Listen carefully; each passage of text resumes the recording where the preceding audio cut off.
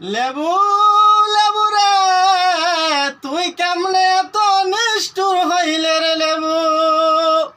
এ লেবু আজকে যখন আমরা বাজারে যাই লেবু রে তুই প্রতি পিস 30 টাকা হয়ে গেলি রে লেবু। লেবু রে সারা বছর তুই বাজারে থাকিস তোকে আমরা জিজ্ঞাসা করি না রে লেবু। লেবু তুই যখন বাজারে থাকিস তোকে জিজ্ঞাসা না করার কারণে তুই পচে পচে বাজারে থাকিস রে লেবু।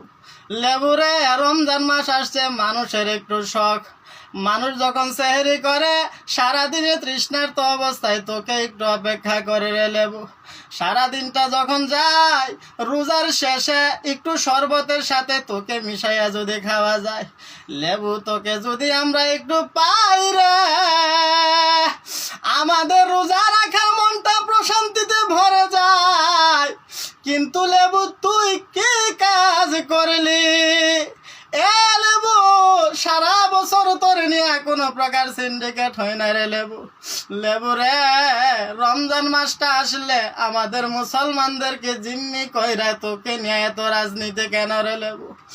এ লেবু রে দেশের এত পরিবর্তন করলাম, 5 আগস্ট ঘটাইলাম একমাত্র এই সিন্ডিকেট ভাঙার জন্য রে লেবু। কিন্তু তোকে সিন্ডিকেট তো ভাঙতে পারলামই না, ইতিহাসের সর্বোচ্চ দাম দিয়া রে তোকে বাজার থেকে আজকে কিনতে হয়। এ লেবু উচ্চবিত্তরা যে এখানে সাহস করতে পারে না, আমরা গরিব মানুষেরা তোকে কিনে খেতে কিভাবে সাহস করবো রে লেবু? এ লেবু রে যদি মায়া হয় দয়া হয় রে আমাদের দিকে তাকাইয়া হইলেও, রোজাদারদের মুখের দিকে তাকাইয়া হইলেও রে লেবু তুই একটু শিথিল হয়ে যা।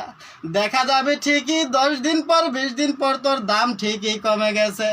কিন্তু এখন যে একটা সিন্ডিকেট লাগাইলি রে লেবু মানুষের মাথা গরম হইয়া গেছে।